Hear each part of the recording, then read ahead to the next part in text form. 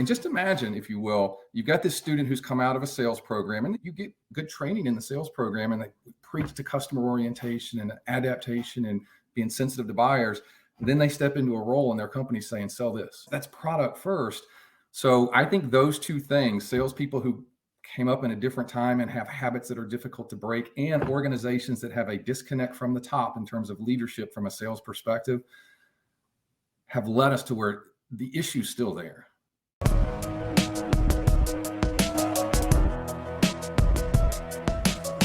Hey everybody, Jason here. Welcome to part 2 of my conversation with Dr. John Hansen from the University of Alabama, Birmingham Center for Sales Leadership. He's done a whole bunch. He's worked at some schools. Make sure to check out part 1 or the show notes to read his full bio. For people tuning in right now, make sure to check out part 1 because it segues perfectly into this. We were talking about authenticity and your experience in sales, which sounds like you had a really good experience, right? It sounds like it wasn't just a classic, here's the product, go sell it, who cares what happens. More of the relational, the customer experience, sales experience side. And then obviously that leads into what you're teaching and what you have for the research. And then we started talking about sales process, and you brought up something funny, which is like their sales was lost and or needed something. You said, okay, people started using spin selling.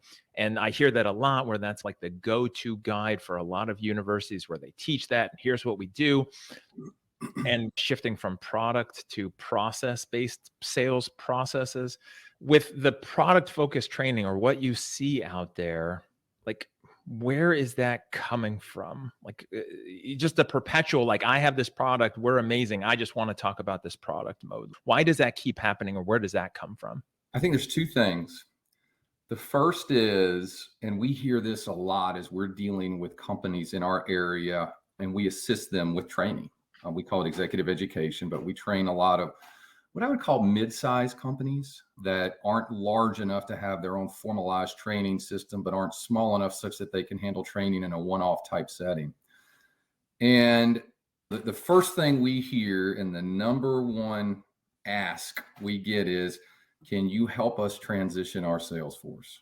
We have an established sales force that's been selling a certain way for a long time. We have folks in the role that have been there 20, 25 years, and they have grown accustomed to pitching products and negotiating price. And we really want them to move away from that, such that they're selling value and quantifying the value they're providing their customers, in part the value they as salespeople provide. But the thing we hear time and again is, we just cannot get them to buy in. We cannot get them to change. They are so rooted in the way they've always done things, which the first thing I always say to them is, a singular training session is not going to change this. In fact, Jason, there was a really interesting study. It was done 10 years ago, at least now. It was actually conducted in Europe, but they were looking at companies that were trying to enact that very same transition. And what they found in that study was that for all the companies who were trying to do it, 80% of them ultimately had to revert to a fire and rehire type approach. That's all they could do. They could not get their old dogs to learn new tricks. So I'd say that's number one. And we hear that all the time.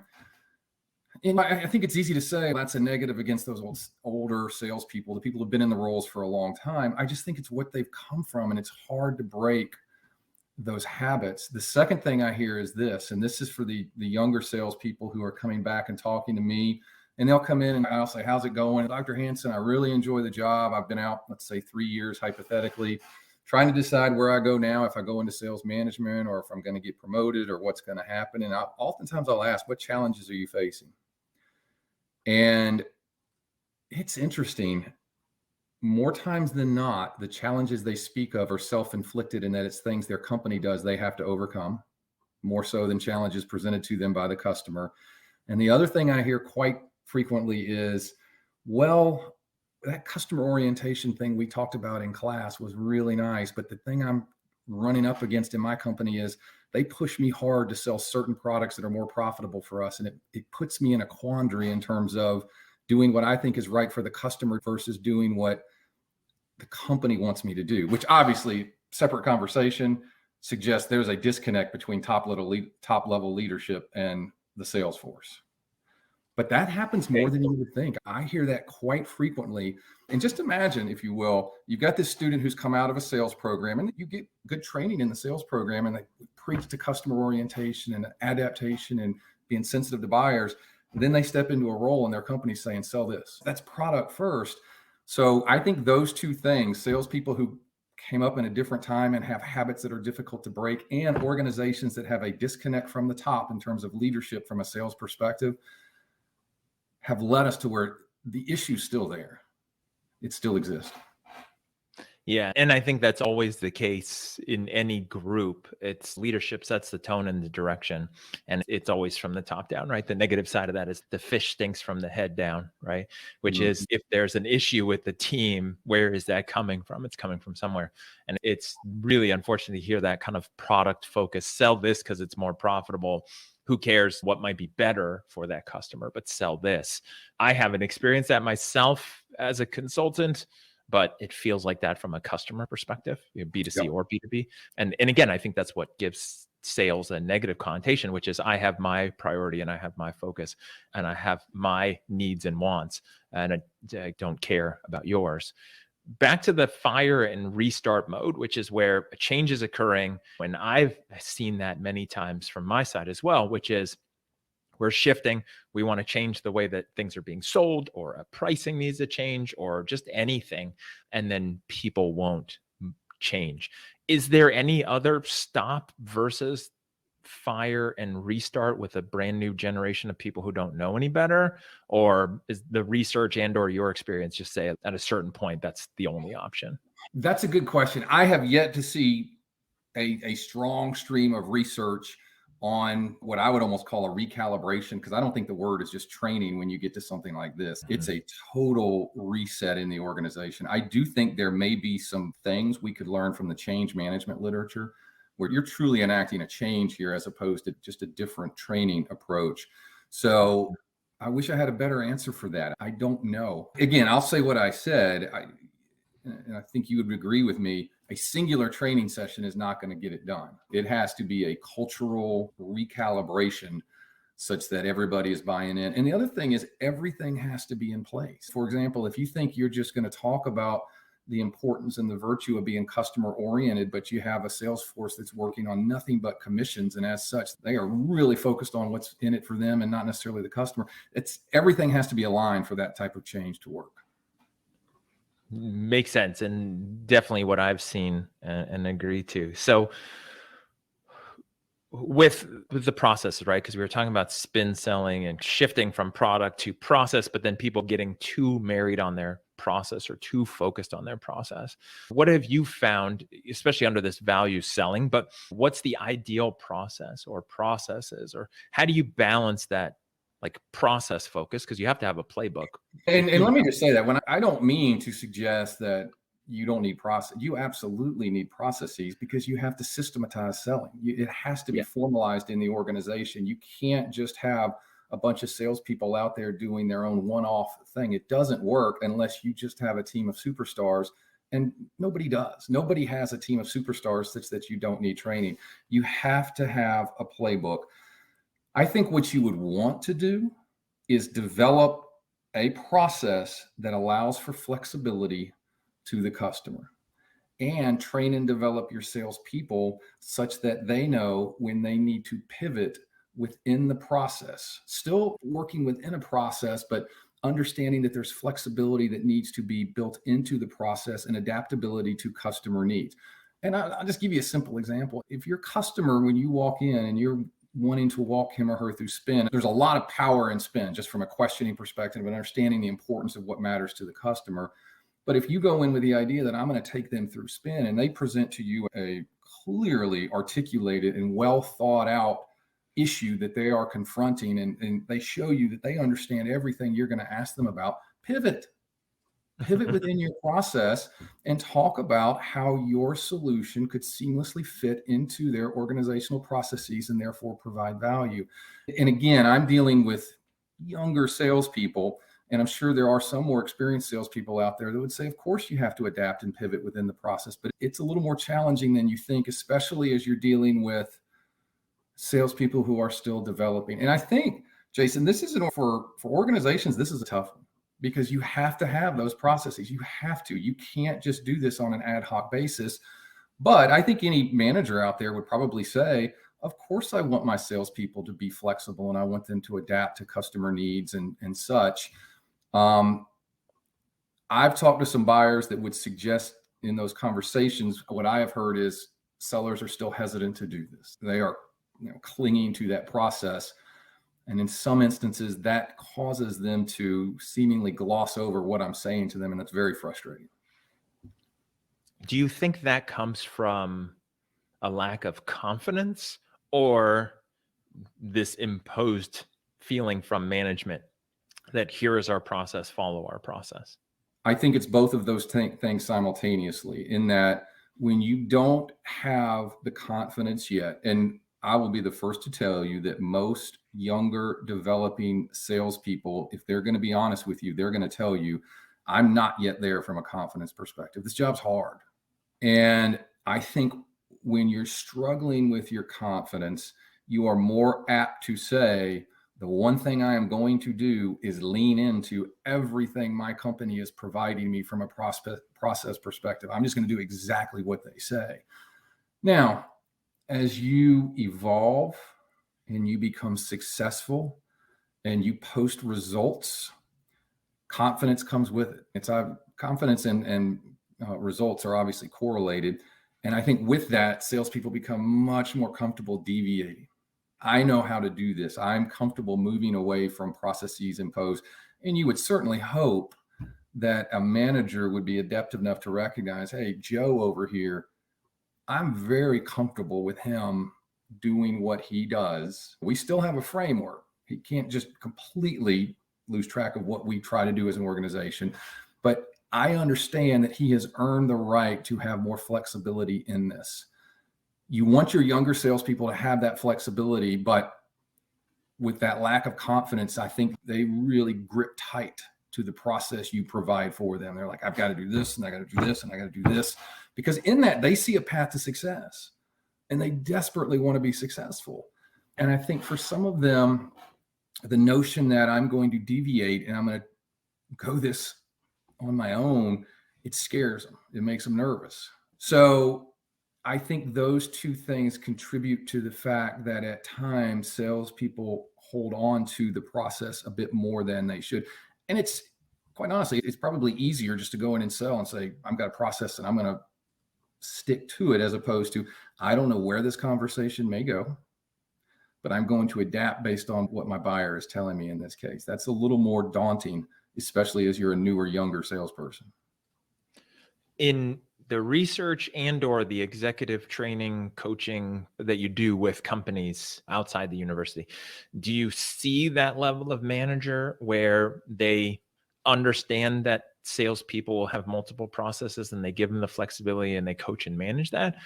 Or do you see them going, this is what I did and this is what everyone should do because this is what I did? I think with many of the organizations we work with that are, again, not the large sales organizations, and in some instances have salespeople who have stepped into managerial roles for whatever reason, sometimes because they were successful in sales, which is not the reason to put them in a manager role. They are more apt to hold on to that process. They want their people to stick to the process, because even as a manager, you can say they're engaging in the process. They're doing what they're supposed to do. So I see sales managers holding tightly to processes that I think at times can constrict buyers in terms of what they want to do in terms of interactions with salespeople. Got it. And that makes sense. It's not a standard rule. It's not always the case. But when a manager gets thrown into it, maybe without any training or leadership awareness, they just want to make everyone do what they did because it worked for them. And then what was that process? Either a specific one or a fly by the seat of your pants. Hey, just get in there and do this from a sales perspective. So when we talk about sales process, let's flip to the other side, which is the buyer part. Right? We talked about authenticity. It led into the sales process part in part one of our conversation. What is that process that buyers really want? And I know that you had mentioned they want to be sold or helped the way that they want to be helped. And they don't want you to just come in and just blindly go through your process if they're a good buyer. But even the not so good buyers or the non-professional buyers, like, what are they looking for from a persuasion process, and or what gets in their way of not moving forward? I think they still want knowledge. And sometimes I think your best buyers recognize this. While you have a buyer who has a range of issues he may be or she may be purchasing for, it is challenging for them to be an absolute expert on every one of those issues they may be purchasing from. So I still think if you're a salesperson and you come in and you say, I want to provide some knowledge with respect to what's happening externally here, how our field is moving and such. And maybe that's not, I don't necessarily need you to tell me about your business, but I'm going to educate you a bit on what's happening in the grander scheme of things as it relates to this solution and such.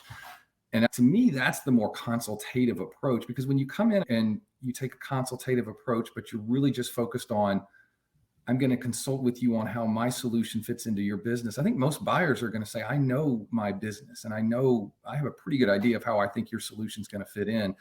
If you can help me understand the larger view of this, I think there's value in that. I still, Jason, I still think buyers, especially the adept ones, they want knowledge. They want expertise. They want that from their salespeople. Now, at the same time, they want a salesperson, I keep coming back to this, who can clearly articulate how their solution is going to fit into the buyer's business and how there's going to be value provided by how that solution will seamlessly integrate into processes underlying the business. But I do still think there's value. I know there's value in a highly competent salesperson who can come in and not only talk about that, but also talk about this larger picture that exists out there and bring things to the table that perhaps the buyer isn't aware of. I like to give buyers a lot of credit, but it's hard to find a buyer who knows everything he or she needs to know about, that given issue. Well, and when they do, right, if you do happen across somebody who is so aware and so knowledgeable and has the wisdom to know, they have a square peg problem and you have a square peg solution, those ones are just so easy. They probably don't even make a blip on the sales radar, right? Like that person's like, here's what I need. I want this. Stop, and I've been that buyer at times where it's, no, I don't want to go through your slide. I need to do a demo. No, you don't. Just tell me how to order this. How do I sign up? I'm ready to go. And then show me a couple of features. I don't need to sit through your 45-minute slide deck because I know what I need at that point in the conversation. It's all the other ones, right, that you're referring to. Yeah, it's the buyers who need the information. And I think skilled salespeople are going to be able to figure out where there are gaps in knowledge, and they're going to be able to provide that knowledge. And hopefully the buyer sees value in that.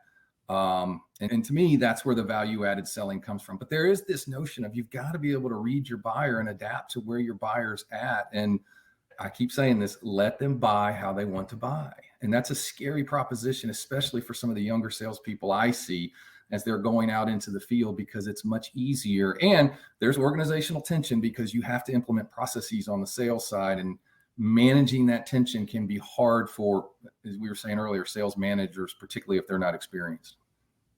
Yeah. And it is tough, right? Like you said early on, is you don't need processes, defined structure, playbooks if you have a bunch of superstars and you just let them do what they do. But that's not a thing. Like that doesn't happen in professional sports where you're just like, hey, we've got a basketball team.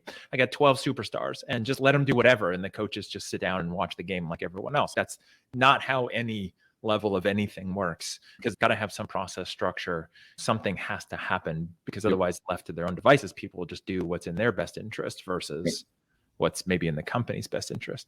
So you got to have that balance where you have something to manage to and hold expectations to and train to and reset people to, but then the flexibility, because you're dealing with humans and humans are unpredictable. Absolutely. That's very challenging for sales managers. It is so difficult. And then when you do that at scale, when you have a lot of salespeople and then various sales cycles, then it gets even more challenging. So there's a bunch I want to ask you, which we're going to put into the future of sales, because one of the things we talked about before jumping on the recording was talking about ambidextrous salespeople and mental health. And I think that's a great subject for future of sales. It could be sales process, but we'll put it in there. Dr. John, I know that if people want to connect with you, they can do it on LinkedIn. So they can find you there, John Hansen, Hansen. Also the UAB, University of Alabama, Birmingham professional sales site. Both of the links will be in the show notes for people who want to find that and read your bio and find out more information about you and the program and what you're doing for sales and the research, and for students, for corporate partners who want to be involved, all of that. And I'm super excited for the future of sales conversation. Dr. John, thanks for being here and sharing so much about persuasion and the sales process. Great. Thank you, Jason. And for everyone tuning in, as always, I appreciate you being here, because when we talk about the sales process and what he was just referring to, it's really making that shift away from product focus. I have this product, I'm trying to sell this thing, and this is what I'm measured to, or this is what I get paid to. What can I help you with? What do you need? And is there an intersection? And I think that really does a lot to shift the dirty word part of sales away from how it feels as a customer to what it could feel like and what people truly want from a sales professional, like Dr. John mentioned in the first part. And I think that's so important. And I appreciate you being here. Thank you, everybody, for tuning in and helping fill the world with authentic persuaders.